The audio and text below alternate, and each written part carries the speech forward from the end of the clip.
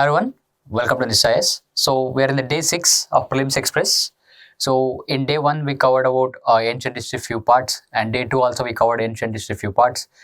Day 3 we covered early medieval India and medieval India. Day 4 we covered about art and culture, and day 5 we covered about modern history. And on the last day I told you that we are going to bring some current affairs aspect. So whichever some of the major news which were there, so I'll try to bring in over here. That I will try to cover, we can say, which are the important ones which can be asked as a question, and some of them already asked as a question also. Last year they were in news. They were also news in frequency last one and a half year also. So I'll try to cover studies as much as possible.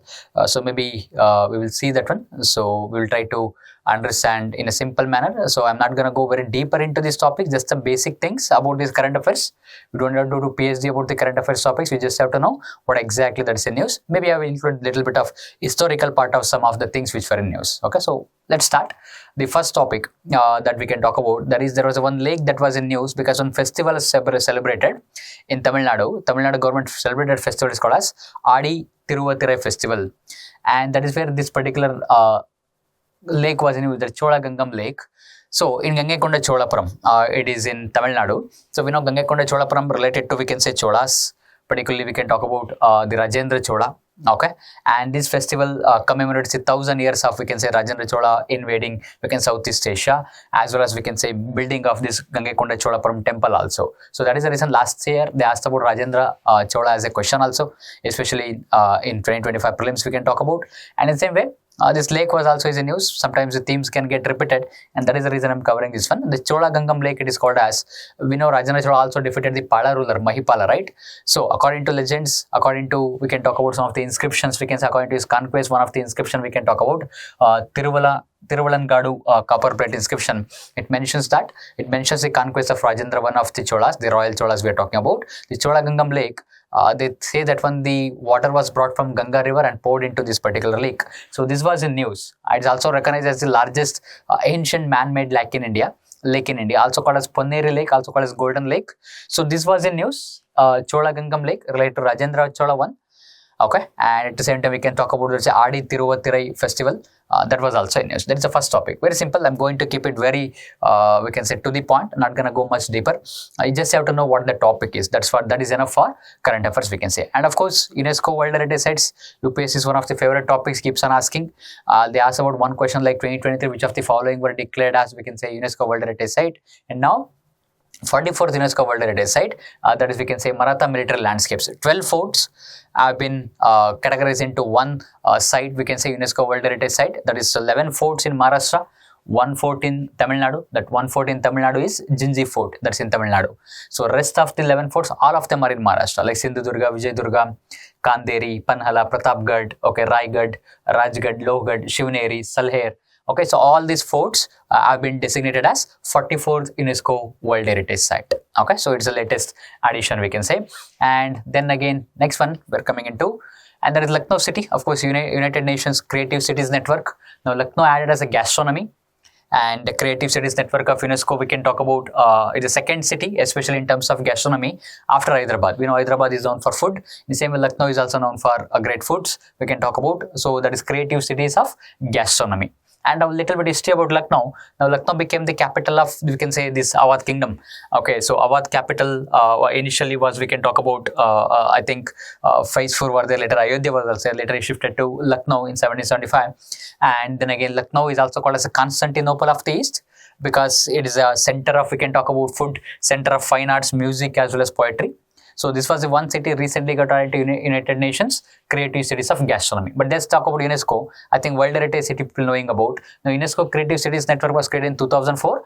Covers 8 creative fields like architecture, folk, okay, then crafts, design, film, gastronomy, literature, music, and media arts. So all of them created under that one. But India doesn't have all the 8 creative fields. Only few categories of these creative fields are included in this particular list. I've given the list here also for your references. Of course, Lucknow we already covered, and now the cities in different fields, in which year chronologically also they can ask. That is Jaipur 2015 crafts and folk arts, Varanasi music, Chennai music, Hyderabad we already talked about gastronomy, Mumbai is film, Gwalior is music, Kozhikode in literature, Srinagar crafts and folk arts, and now in 2025 we can talk about Lucknow for gastronomy. So this is another current affairs that was in news. Now you people should have to know about the chronology also. Of course, all these lists will be there in our NISHTAIAS official channel.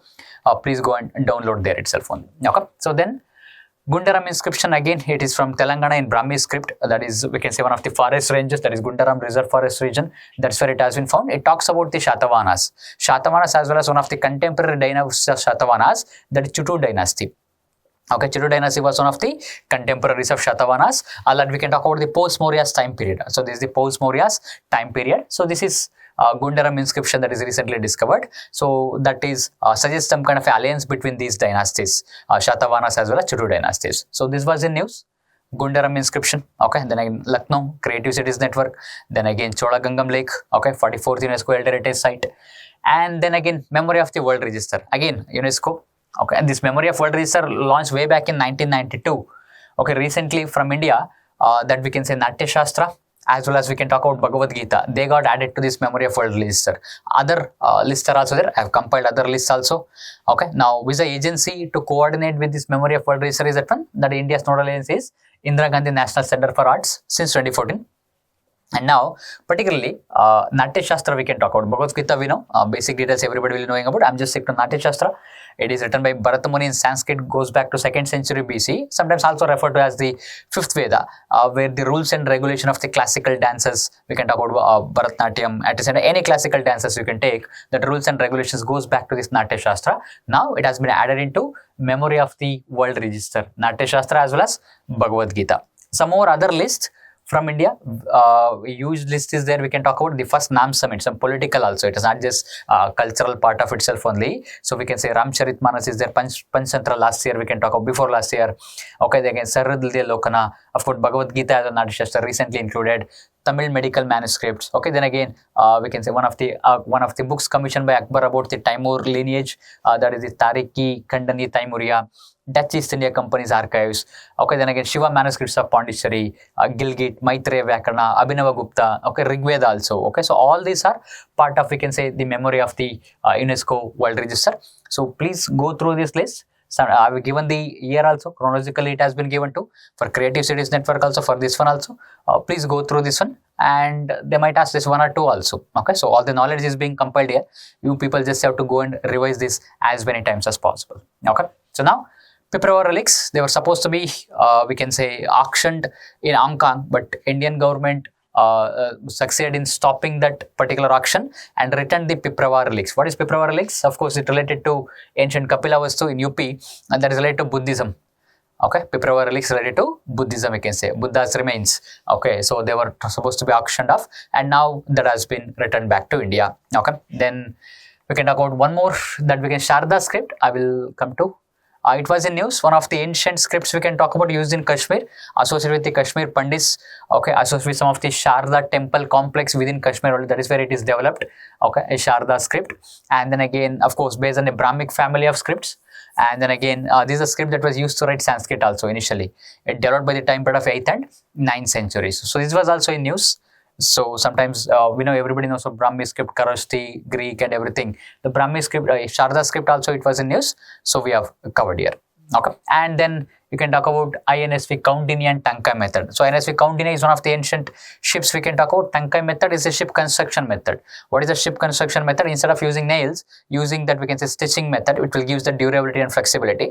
And Kaundinya is one of the Indian legendary mariner.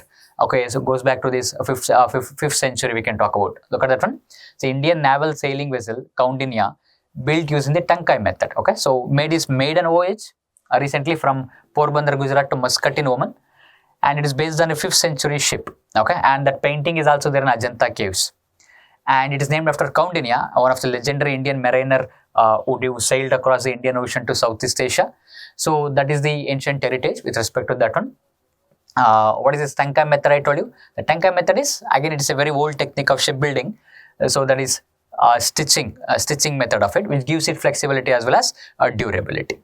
Okay, and again 100 years of Kakori train looting, that again 1925 we can talk about. That is, it was 2025 it happened. Okay, Kakori is near Lucknow, that is in UP. It is led by Hindustan Republican Association, which was established in 1924, and the leaders are, we can talk about Ashfaqullah Khan, Ram Prasad Bismil, okay, to seize the money collection money of the Indian Railways, and Roshan Singh, Rajendra Lahari. Okay, and it led to one of the famous cases called as a Kakori conspiracy trial, and most of the leaders were hanged except Chandrasekhar Azad. He escaped. Okay, we know that is then he joined hands with Bhagat Singh, then again Sukhdev and Rajguru to establish HSRA, Hindustan Socialist Republican Association, in 1928. Initially it was called as HRA. The same HRA became HSRA. Okay, this is 1924-28. So this was the news, Kakori trial, Kakori case. Then Birsa Munda, of course, it was the news from last couple of years. So Birsa Munda, of course, one of the tribal leaders who revolted against the British exploitation, Christian missionaries, conversions and everything. And he preached some of his, we can say, social reforms also, belief in one God, influence, rejected the influence of any foreign influence like Christian missionaries, and he emphasized the hygiene, the cleanliness among the tribals, hard work and avoiding alcohol. Okay, so then of course he launched one great revolt that is called as Ulgulan. Actually, it was one of the question in 2020. Okay, it was already asked. Ulgulan means the great tumult, and he gave the slogan that end the kingdom of the queen and our kingdom be established. I will resist from pronouncing that one. I'm a South Indian, a little bit difficult. I don't want to, we can say, mispronounce. So I will stick to the English pronunciation. Let the kingdom of queen be ended and our kingdom be established over there. Okay, so this is one of the slogans that was given by Birsa Munda during this point of revolt, we can say.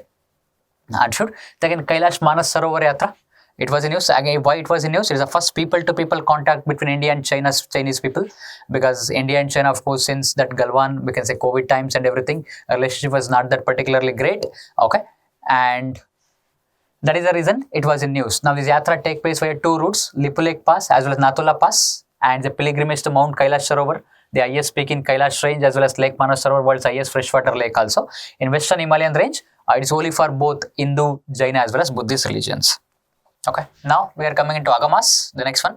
The Agamas, we know it is one of the literatures, Vedic literature also is there, Smriti literature it is actually, but Agamas are also associated with Jaina religion also. So the Jaina literature is also called as Agamas, Vedic literature is also there, that is also one of the Agamas. But this Agamas recently it was in news, and because we can talk about this, what actually Agamas, it was in news, we can say it's a post-Vedic scriptures conveying ritual knowledge. It's a manual for temple rituals. We can talk about the method of worship, how to do idol worship, and what is the symbolic charts also, yantra as well as tantra too, that is through rituals and verbal symbols. The three different sections are there associated with the Shakti cult, that is mother goddess worship, that is Agamas are there, Vaishnava Agamas are there, Shaiva Agamas are there, because different temples have different rituals. So they were in news, and they don't derive their authority from the Vedas, and that is the reason they are Smriti literature. Smriti are different from, we can say, Shruti literature.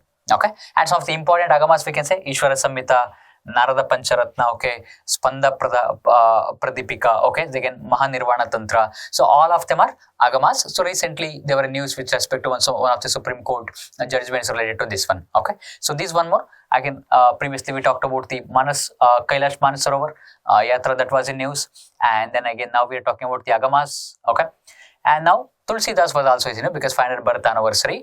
Different dates are there. Birth date 1419 or 1532, but end date is 1620, that's for sure. Of course, known for Ramcharitamanas writing on the banks of the Ganges, okay, in Awadhi dialect. Then again Vinaya Patrika, Kavitavali, the Braj dialect of Hindi, and then particularly Hanuman Chalisa, that's his famous work. We can talk about, but Ramcharitamanas is the most famous, but Hanuman Chalisa is used almost every day. Then again, is a Saguna Bhakti. Bhakti tradition, we know there is a two Bhakti, Saguna as well as Nirguna. Nirguna is, that is, there is no attributes to God. Saguna is, we can talk about, there is attributes to God, there is form God. Nirguna is formless God. And the Ramlila, it is based upon Ramcharitamanas. Some other works of Tulsidas, Goswami Tulsidas is also Gitavali, Dohavali, Janki, Mangal, okay, so Parvati Mangal, then again Bharvai. So all of them are also related to Goswami Tulsidas. Okay, but majorly Ramcharitamanas is also in news. Then again, of course, Bhakti movement, again another favorite areas of UPSC we can talk about. A few questions have been asked, so just go through that one, Nirguna and Saguna and everything. Okay, so now Dadabhai Naoroji, another personality, 200 birth anniversary, 1825 to 1917. Also called a Grand Old Man of India, also the unofficial ambassador of India, because he spent most of his time outside India, particularly in England, that is educating the British masses, British public opinion in favor of the country. Okay, so that is how we can talk about Dadabhai Naoroji contributed to the, especially early moderate leader also. And he was the president of 3 sessions of INC, that is particularly Calcutta session 1886, 1906 Calcutta session, particularly it is known for, we talked about in Swadeshi movement, I talked about this particular session, 4 resolutions were passed, the 1893 Lahore session too. And one of his biggest contribution would be drain of wealth theory. Okay, that is exposing the colonial, we can say, exploitation in the country and showing to the youth that's how India is becoming a poverty-ridden country, how India was made a poverty country because of British policies. And of course, he also started, we can say, one newspapers like Rosgoftar, Voice of India, and he was also a Parsi social reformer, and he established or co-founded Rahnumai. Again, NISHTAIAS Sabha. Okay, then again he wrote books like Poverty and British Rule. Everybody will be knowing about that one. Again, Poverty of India too. And London India Society in 1865, East India Association, one of the political association in 1866, is also the first Indian MP in British Parliament too. And that was also one of the aspect. And first Indian to be appointed as full professor at Elphinstone College. Student literary and scientific society to promote women education. That is also there with respect to Dadabhai Naoroji. Okay, so all of the facts I have compiled over here. Tulsidas, one in news. Dadabhai Naoroji was in news. Dadabhai Naoroji, okay, of course, if you have read basic history, you will knowing more other facts also. Okay. Then again, Narayana Guru again was in news, 1856 to 1928. And of course, he gave a famous slogan, one caste, one religion, one God for all human beings. Okay, and he founded that Advaita Ashram at Aluva in 1913, and also is known for starting this, we can say, Aravipuram movement. Okay, so Aravipuram movement is known for temple entry movement. That is a base for temple entry movement. Again in Kerala, Narayana Guru is from Kerala. So in Aravipuram, so Sri Narayana Guru, even though belonged to Ilava community, which is considered as a low caste, and he installed the idol of Shiva. Okay, so that is how we can say break the barrier of that, we can say, Brahmanical supremacy. So generally he supported non-violent Vaikom Satyagraha. It was also in news. It was a temple entry movement. I will cover that one also. Okay, and protested against the Brahmanical value system. And in 1903 established Narayana Dharma Paripalana Yagam for upliftment of Ilava community, of course, for social reforms also, especially for the lower caste. So it was also in news. And he established Advaita Ashram. I think I mentioned this one. And again, some of the works of, we can say, Sri Narayana Guru we can talk about, that is Anukamba Dashakam, okay, Brahma Vidya, Panchakam, then again Ashramam. So all of them are. Vaikom Satyagraha also I will cover here. Okay, so this is Sri Narayana Guru, Tulsidas, then again Birsa Munda, Dadabhai Naoroji, okay, then again Sri Narayana Guru. Last time Periyar question was asked, okay, that is a self-respect movement. Now Vaikom Satyagraha, 24-25. Again, it's a non-violent movement. It had the support of Gandhi also. It is for temple entry. Okay, it is for temple entry, especially for temple, that is Vaikom temple, that we can talk about, that is Mahadeva temple. In Vaikom temple, we can say it prohibited entry into Mahadeva temple, especially for lower caste. So that is to open up this particular temple, there was a Satyagraha, that is Vaikom. That is Vaikom is a place in Kerala again, in the kingdom of Travancore. And the leaders are K. Kelappan, T. K. Madhavan, P. Keshwamenan.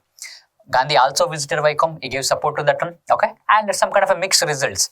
Only few parts of the temple were opened in 24-25, but complete temple was opened in 1936, fully opened in 1936. So Sri Narayana Guru started the temple entry movement, and then again some kind of, we can talk about, we can say, further movement got some kind of traction with the Vaikom Satyagraha, and finally in 1936 the kingdom of Travancore opened all the temples. Then again Madras government also followed that particular rules.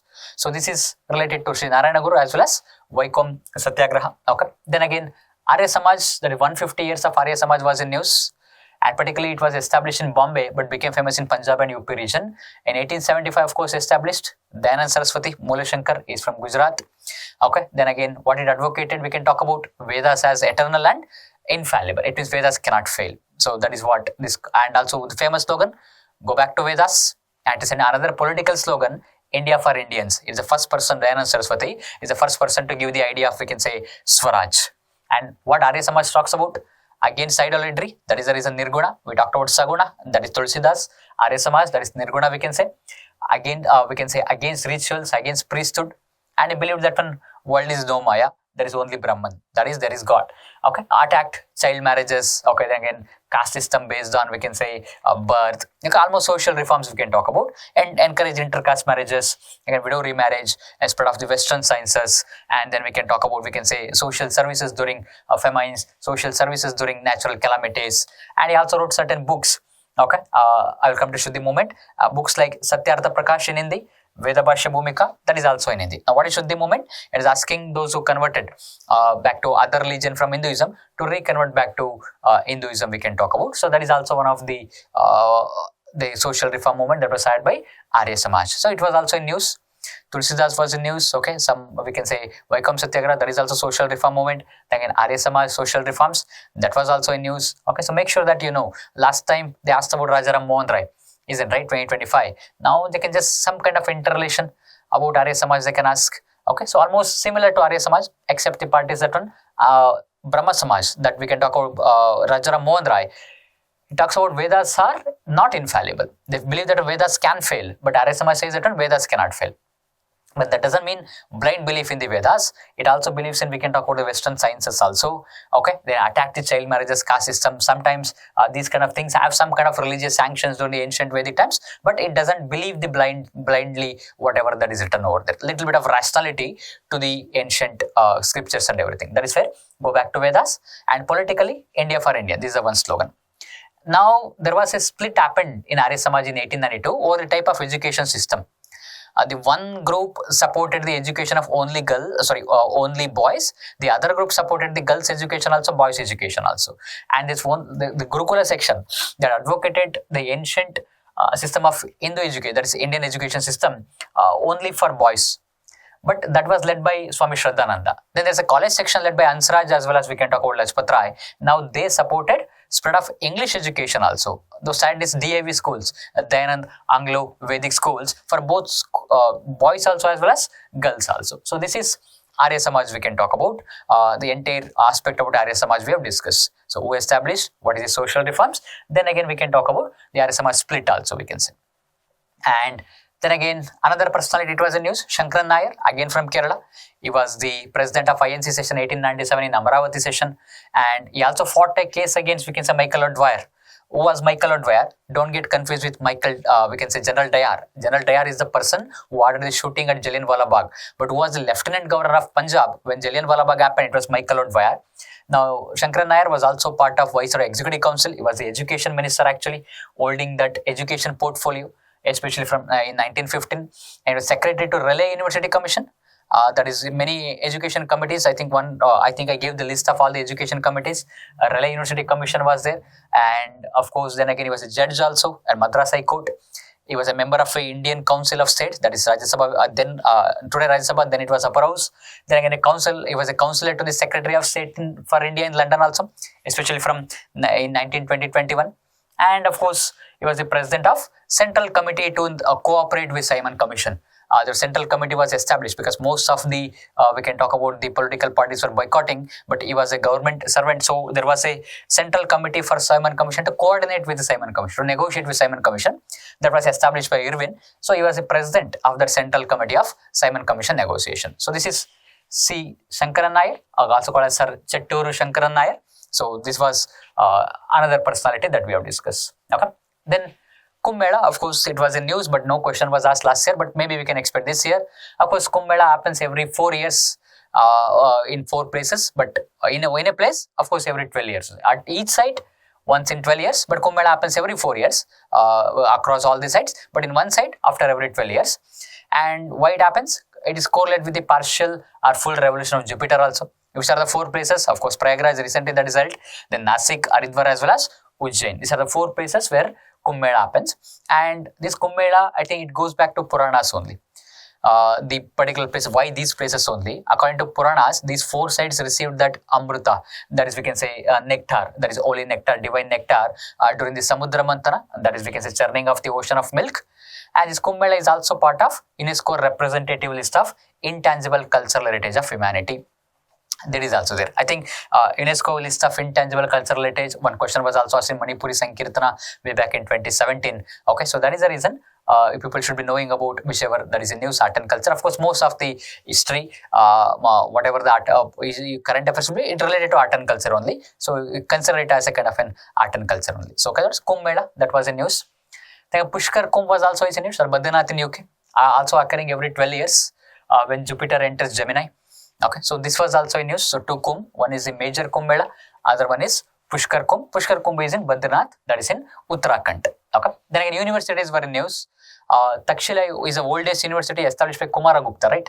Takshila University is the oldest university related to Gandhara, Mahajanapadas time period. But Nalanda University, that is established by Kumaragupta in 427 AD. These two universities, of course, Takshila University is known for Kautilya, Chandragupta Maurya, Jivaka, Panini, all those. That is the oldest university. And next university, of course, that is 427 AD. That is Takshila goes back to BC time, and Nalanda University goes back to AD time, and that is Kumaragupta that is established. Some more universities, especially Buddhist universities, that related to Palas of Bengal. Like example, we can talk about, let's talk about Palas overall, because Pala, one of the questions was also there, Gopala, related to Gopala, one question was there. I think, if I could remember, I don't remember exactly which year, I think 21 or 22, I think there was a question about different rulers of this early medieval India. So Gopala was also there. So let's cover about Palas itself only. Bengal and Bihar region. Okay, Pala Empire was called as the Rohini Dharma, especially by Arab merchant. One Arab merchant who visited Gujarat Pratyaras, Palas. Okay, that was Suleiman. He also visited Rashtrakutas also. Okay, that tripartite struggle between Palas, Gujarat Pratyaras, then again Rashtrakutas, and that is one of the Arab merchant visited all these three kingdoms. That was Suleiman. And now the Gopala, he was the founder 750 AD. This was a question that was there. He built one more university, that monastery we can call about Udantipuri Monastery. Buddhist monasteries we can say, and Pala kings were the followers of Buddhism, particularly the Tantric school of Buddhism, that's Mahayana school of Buddhism. We talked about Tantrayana as well as Vajrayana, Mahayana. Okay, and they promoted this religion by constructing many viharas. We know what are viharas, that is monasteries we now talk about. Okay, and this reflected in the Tibetan Buddhism also. They influenced the, we can say, Tibetan Buddhism even today. That is even today in the sense that we can talk about the Tibetan Buddhism influenced by, we can say, Pala Buddhism, especially from Bihar and Bengal region. Some more monasteries or universities they established. Dharmapala established Vikramashila Monastery, also called Vikramashila. We can say that is we talked about Gopala. We talked about we can talk about which monastery established, Udantipuri, and Dharmapala established Vikramashila Monastery. And one of the Buddhist scholar Atista is also called Dipankara, is associated with this Vikramashila monastery. And then again, he also founded one more monastery, Somapura Monastery, that's in Bangladesh. Okay, and lastly, Mahipala, 977,027. Why it was in news? And the first topic we discussed Chola Gangam Lake, the Rajendra Chola defeating Mahipala. So he is the Mahipala, defeated by Rajendra Chola. Okay, Chola Gangam Lake that we discussed. And finally, the end of Palas, Hindu Sena dynasty under Vijay Sena, they dethroned Palas in 12th century, and the Bengali language also developed under them. And then again, we can say lastly, the first literary work of Bengal we can talk about is Charyapada by, we can say, Shabrapa. So this is also one of the news. So all the we can talk about the monasteries, the Udantipuri Monastery, Vikramashila Monastery, okay, then again Somapuri Monastery, Nalanda University, Takshila University, all of them we have covered. Okay, then some of the tribes which are in use, I have given the lists. Moran tribes in Assam, Siddhi tribes in Gujarat, Maharashtra and Karnataka, Jenu Kuravas and Kerala, Karnataka, Tamil Nadu, Sentinelists, they were in use for a very long period of time, Andaman and Nicobar, again Koch, Rajmongshi tribes, then Assam, West Bengal, Bangladesh and Nepal, Ho tribes in Jharkhand and Odisha, Hatti tribes, Himachal Pradesh and Uttarakhand. Okay, so all these tribes which were in use also, they can simply ask for the following also. Okay. And again, Santal rebellion, again, that is Hul, that is revolution Divas we can talk about, and that is 170 years of that one. Birsa Munda was also is in news, Santal is also is in news. Okay, so let's talk about what is the reason for the Santal rebellion. 1855-56, that area is called Damaniko in Rajmahal Hills. We can talk about Jharkhand region to expel the outsiders were called as the Dikus.